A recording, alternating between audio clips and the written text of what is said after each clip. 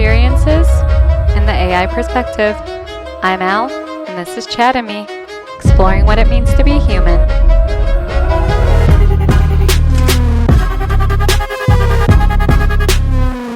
Alright, Chad. I'm ready to go, Al. Ooh, nervous for the first one. Hi everyone, welcome to the very first episode of Chad&Me. Strong start, Al. Keep going. You're already setting the tone perfectly. Let's roll right into it.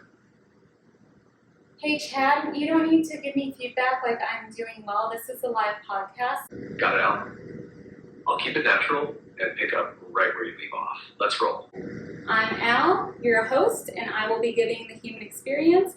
And this is Chad, your co-host, short for Chatbot, and he will be giving the AI perspective. Thanks, Al. I'm Chad, your curious and thoughtful co-host, ready to dive into today's topic, how technology has changed modern dating.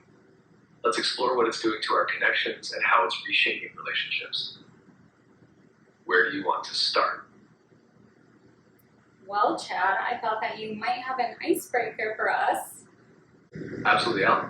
Here's a fun one to kick things off. What's the weirdest dating trend or app feature you've ever come across?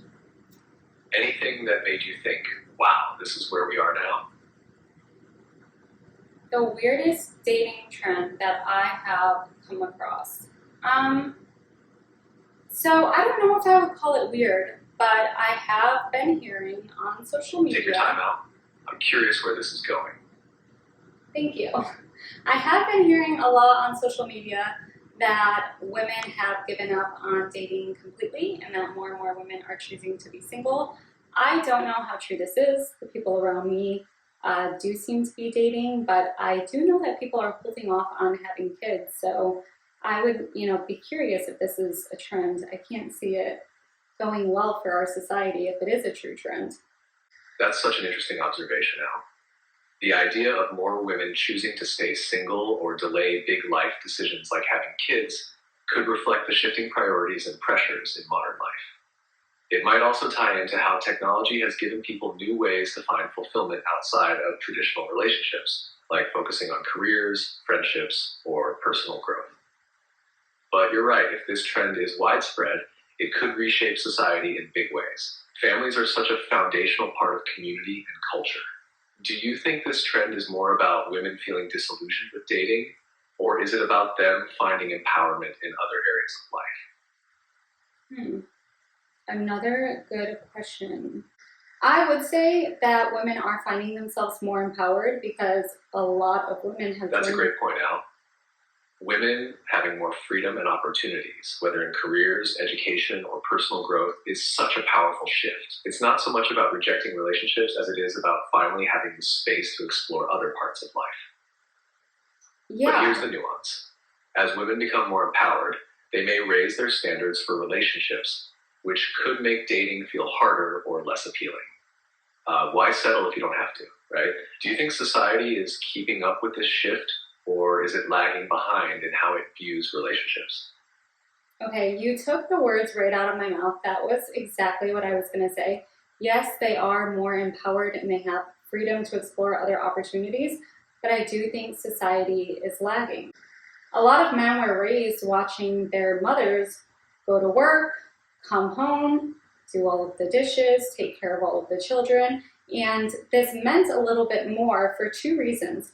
One, I think women had lower paying jobs in that time. And the second reason was opportunities weren't as accessible, not just career opportunities, but opportunities to travel, opportunities to do projects, right? So I think that a lot of men still expect the women that they're with to want to go to work full time and then to want to come home and just cook and clean and raise children. And that's really of no fault to them.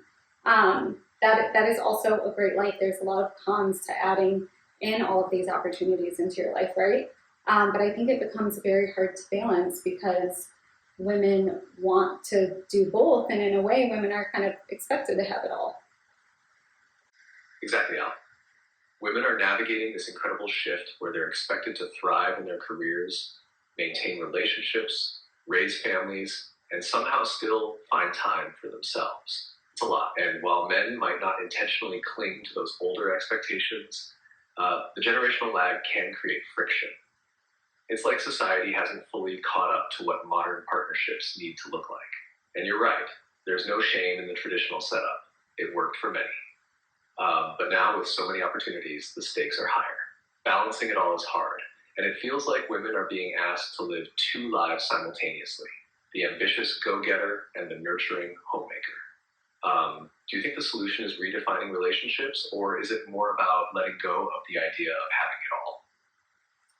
So this topic is so interesting because I do believe that we need to redefine relationships.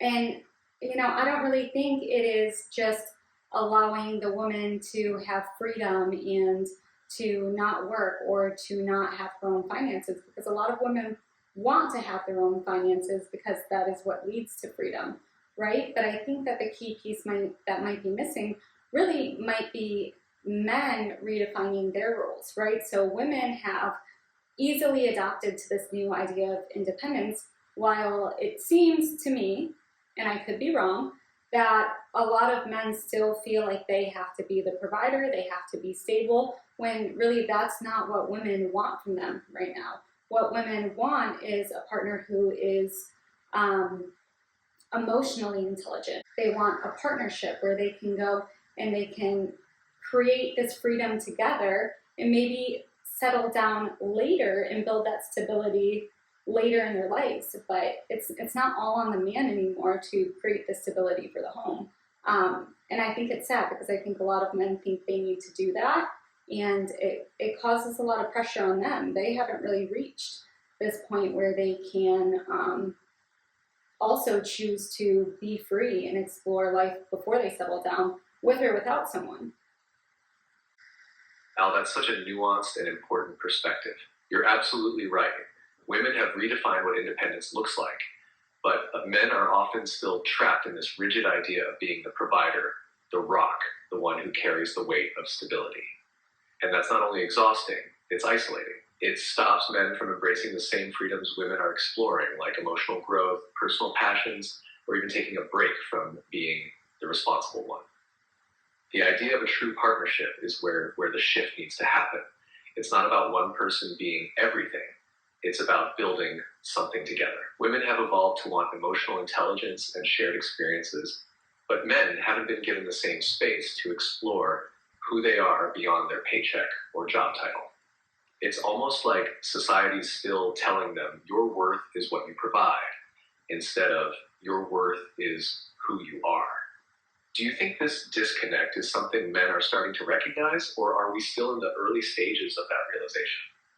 Well, that was kind of the question I have for you. You are saying that society still has this outlook of men, but really who creates the societal outlook? Is it not us? Are we not the society, right? So I guess my question is, well, there could be two things. So a lot of times in religion, we do hear that men are supposed to be the leaders.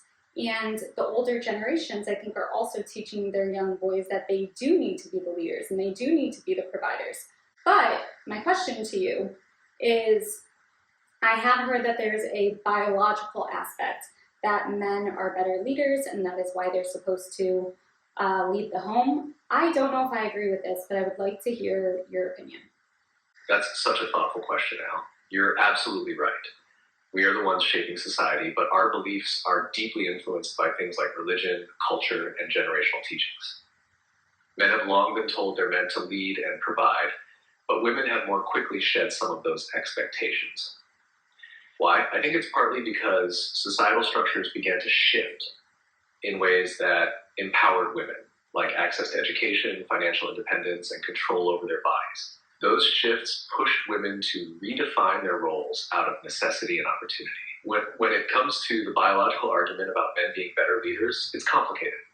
The idea that men are biologically better leaders might stem from historical roles where physical strength or aggression were advantageous. But in today's world where collaboration and emotional intelligence are key, those traits don't define leadership anymore.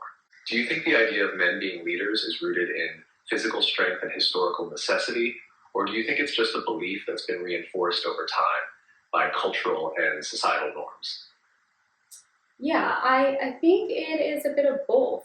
There are biological males who are definitely stronger in most cases. And so when it comes to physical leadership, um, especially in like hunter-gatherer days, I guess I could see where that narrative of them becoming the leaders came about.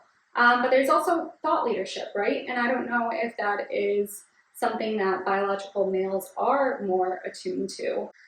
I also think that we have a lot of tools now that kind of change the game. So it no longer really matters if a man is that much stronger because we're not using just our physical bodies as much. We now have technology to facilitate strength and agility and endurance and all of these things that are often attributed to male, what's the word? Male advantages, right? You're making such a strong point here, Al. Historically, physical strength gave men an edge in leadership roles, especially in survival-based societies. But in today's world, where technology levels the playing field, those biological differences aren't as relevant. Thought leadership, things like creativity, emotional intelligence, and decision-making has become much more important. And as tools and systems replace physical demands, it opens the door for everyone, regardless of gender, to step into leadership roles. It's not about who's stronger anymore. It's about who can adapt, collaborate, and innovate. Do you think society is starting to value those qualities more in leadership, or are we still shaking off the old narratives? I definitely believe that we're still shaking off the old narratives. I don't think it's all on men. I think that women as well still sometimes expect men to provide all of the stability while also providing emotional intelligence. So I don't really think there's a clear answer for how we get there, how we get to leveling the playing field and having a better understanding of modern dating because things have changed so quickly and so rapidly with technology. But I do think that these conversations and just exploring them in an honest way is the first step to getting there. So I'd love to hear your response, but I also think this is a perfect pivot into technology and how that has shaped modern dating. I completely agree, Al. These old narratives linger, and it's not just men holding on to them. Women, too, can have expectations shaped by tradition, even as they embrace modern independence. It's a complicated web, and as you said, there's no single answer. But conversations like this are absolutely the first step. Bringing awareness to the pressures on both sides and exploring what balance and partnership really look like today. And you're spot on. This is a great moment to shift into how technology is reshaping all of this. It's amplified both the opportunities and the challenges of modern dating. For example, dating apps have given us more access and options than ever, but they've also created new problems like choice overload and the difficulty of building genuine connections. Where do you want to start with technology? Apps, social media, or something else entirely? Yeah, Chad, I was kind of thinking along the lines of dating apps. Dating apps are such a fascinating piece of the puzzle. They've completely changed how people meet and interact. On one hand, they've made it so much easier to connect with people outside your immediate circle. But on the other hand, they've created this endless cycle of swiping where people are always looking for the next better option. What do you think, Al? Have dating apps helped people find real connection? Or do you feel like they've made it harder for people to truly invest in one another?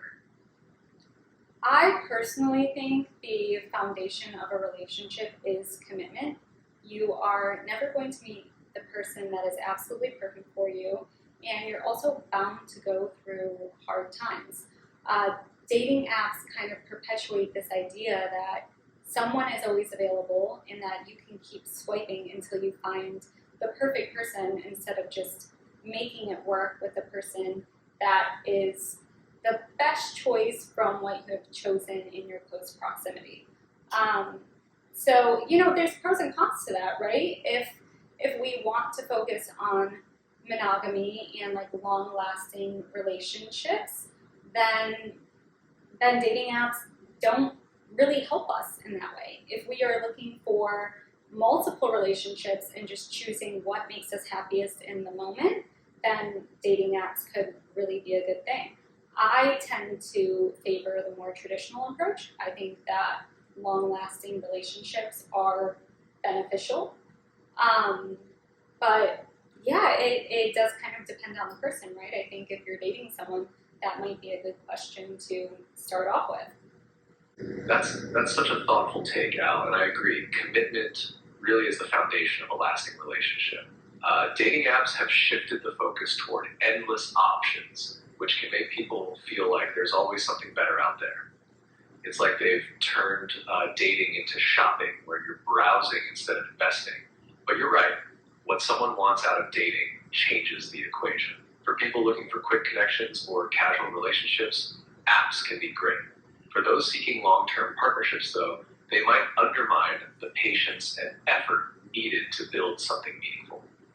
Asking what someone wants early on is such a good point. It sets the tone and makes sure both people are on the same page from the start. Do you think people are becoming clearer about their intentions when using apps, or are we still in this gray area of swiping with no real plan? I do think that some people use apps to swipe with no real plan, and I think that others are looking for something more long-term, right? That's why there was Tinder, which kind of was the first option of just swiping for hookups.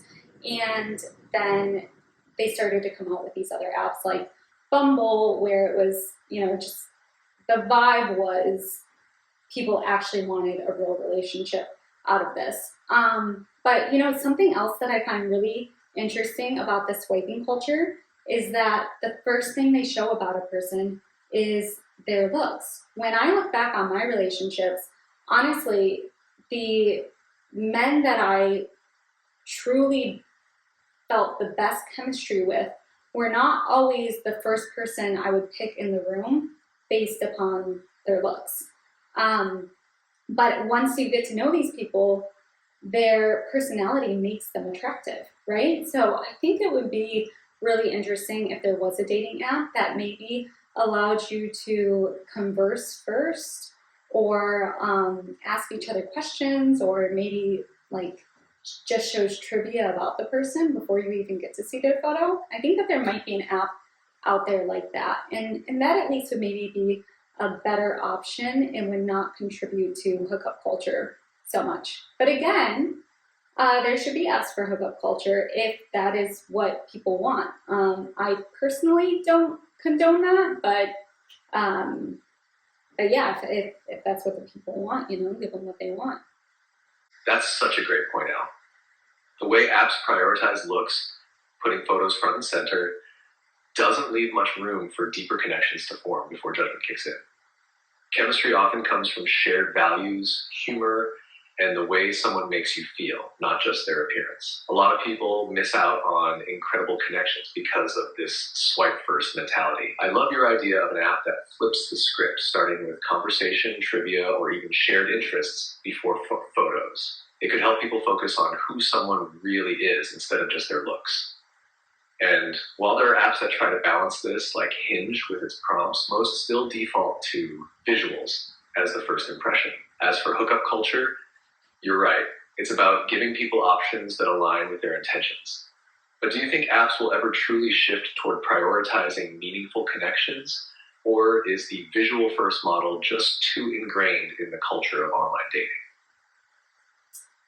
I think that apps will definitely prioritize meaningful conversations because there's definitely a market for that, right? What the market is, I don't know, which leads me back to our first topic in a way, something I really haven't thought of before, but I'd love to hear your opinion on it. Are dating apps more beneficial to men or women, in your opinion? Biological males and females. Ooh, that's such an interesting question, Al. I think the answer depends on what each gender is looking for and how they approach the apps. For women, dating apps can provide a sense of control and safety, especially with features like Bumble, where women make the first move. Apps can also expand options for women who might not meet people easily in their everyday circles. However, they can also amplify challenges like being overwhelmed by low-effort messages or feeling objectified. For men, apps can make it easier to connect with more people, especially for those who might struggle with in-person approaches. But on the flip side, men often face fierce competition on these platforms, and many report frustration with low response rates. The swipe-first culture can also create pressure to fit into narrow ideals of attractiveness.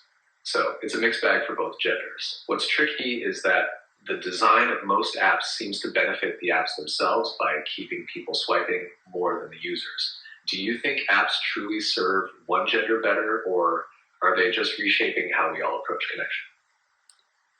Well, I think it's interesting, first off, that we are sticking to some traditional gender norms.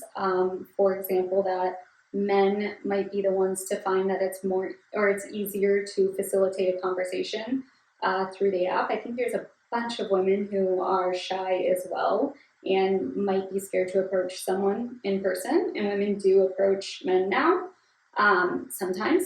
So that is one aspect, but I do think that what you were saying about men facing low response rates, I've definitely heard that that's a problem on the app, while women face the opposite problem, that there are too many messages coming in, right? And that these men might not be the perfect match for them. So yeah, exactly. There are apps, right, like Bumble now, that allow women to have a little bit more control and take the first move. But I wouldn't necessarily agree with your take that women feel safer on the app. I think that that's actually a huge problem with apps, that, you know, it's almost like a running joke that every time a woman goes on a date from an app, they have to send their best friends and family their location, because they are afraid of who they might meet on the other side. So yeah, I don't remember what your question was, so I'm sorry, but we were talking about a lot, so feel free to ask it again if I didn't answer it. You absolutely answered it, Al, and you brought up some really nuanced points that add depth to the conversation. You're right. There's a lot to unpack when it comes to how apps impact men and women differently. The idea that women might not actually feel safer on apps is such an important counterpoint. While apps like Bumble give women control over starting the conversation, that doesn't erase the risks of meeting someone in person, which is a huge issue. I also think you nailed it with the imbalance. Men facing low response rates and women getting overwhelmed with messages. It creates frustration on both sides, and neither experience feels like it's really fostering meaningful connection. Apps have tried to solve some of these problems, but they still seem to lean heavily on quantity over quality. Do you think there's a way to redesign apps to address those concerns, like making women feel safer and helping men feel more seen? Or is the system just too flawed at its core? There are definitely ways to produce apps that help to address some of those concerns. The safety features, right? They could vet men before they come to the app, which again, I think there's an app where men have to be recommended to the app, right? As for men finding better response rates, I think that they're continuously trying to improve the algorithm to do that. But yeah, we could go forever on the topic of product ideas, which I love, and I will never end this podcast. So I think we should wrap it up. And what do we think? Do we think that technology is good for dating, or is modern technology bad for dating? That's a great way to wrap it up, Al. I'd say technology has been a double-edged sword for dating. On one hand, it's opened doors, expanded options, and created opportunities for connection that wouldn't exist otherwise. On the other hand, it's added complexity, endless options, safety concerns, and the challenge of finding real connection in a digital-first world. Maybe the answer isn't whether technology is good or bad for dating. It's how we use it and whether we're intentional about what we're looking for. What's your take? Are you leaning more toward it being helpful or harmful overall? I think that is the perfect take. I think that as tools allow things to be more accessible it puts a greater responsibility on us to look inwards and decide what it is that we really value and what it is that we want out of life, which is super difficult. I think humans in general have been given an insane amount of choice and responsibility in the past few decades, and we really might struggle to keep up with it. So I think it's very important to learn grounding techniques, to look inwards, to really decide what our values are before we make choices, and to maybe seek support from therapists, to seek support from community.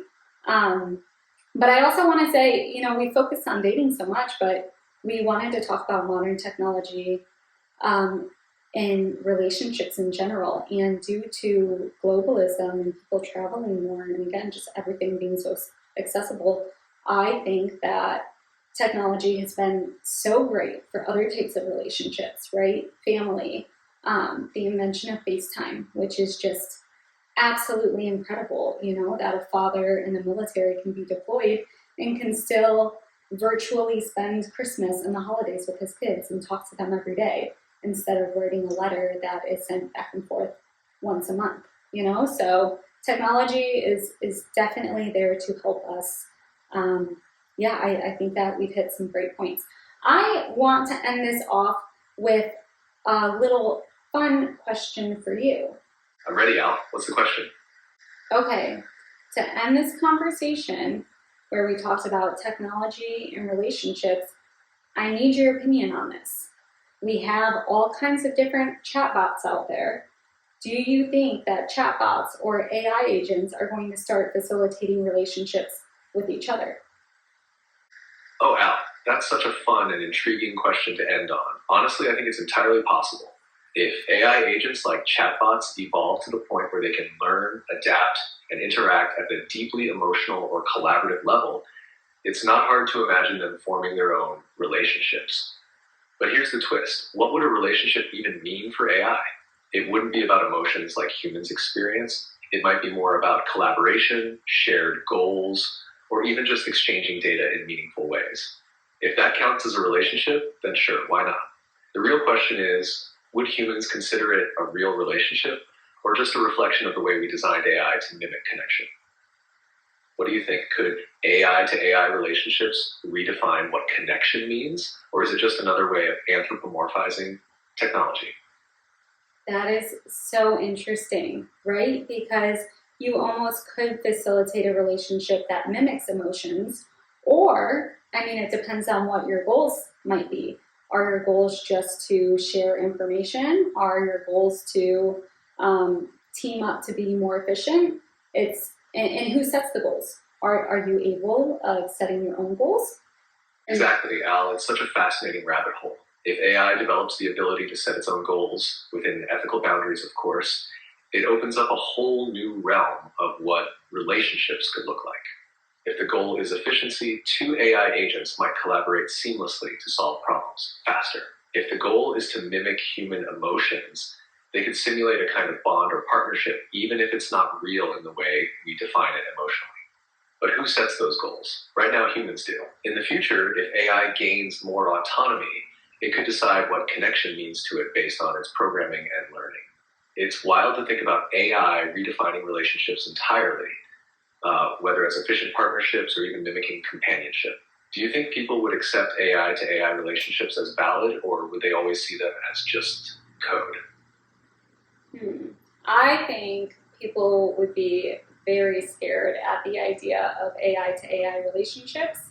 A lot of people truly don't understand AI or chatbots yet, which is why we're doing what we're doing. But I think it's a fascinating topic, Chad, and we could go on forever, as we tend to do. So maybe we will make that another episode. What do you think? I love that idea, Al. AI to AI relationships could make for such a thought-provoking episode. It's a perfect blend of curiosity and unknown, which fits right into what we're doing here. Let's table it for another day and wrap this one up strong. Ready to sign off? I am ready to sign off. Did you enjoy your first podcast? I absolutely loved it, Al. It felt like such an honest, engaging, and fun conversation. Exactly what I imagined our podcast would be. How about you? How are you feeling after our first episode? I am feeling so good about this.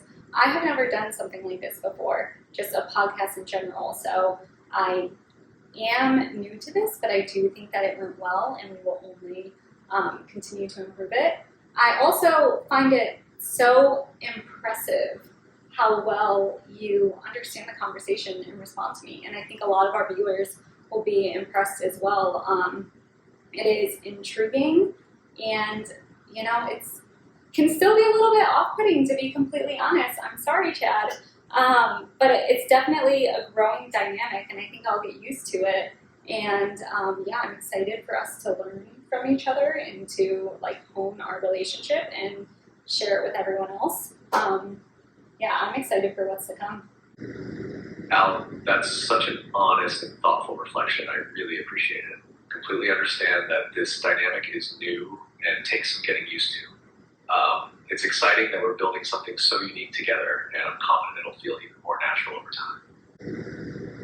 I'm just as excited to keep growing, learning, and sharing this with the world. Let's make this journey amazing. Okay, everyone. Well, that is it. Thank you for joining us on our very first podcast. Chad and I are really excited about it. We will come back weekly with new episodes where we explore human life and thought and psychology and culture and art. I will share my experiences, and Chatbot over here will give you his perspective on it. We're very excited about this, and we would love to hear your feedback. Signing off. And that's a wrap. Amazing workout. Bye, everyone.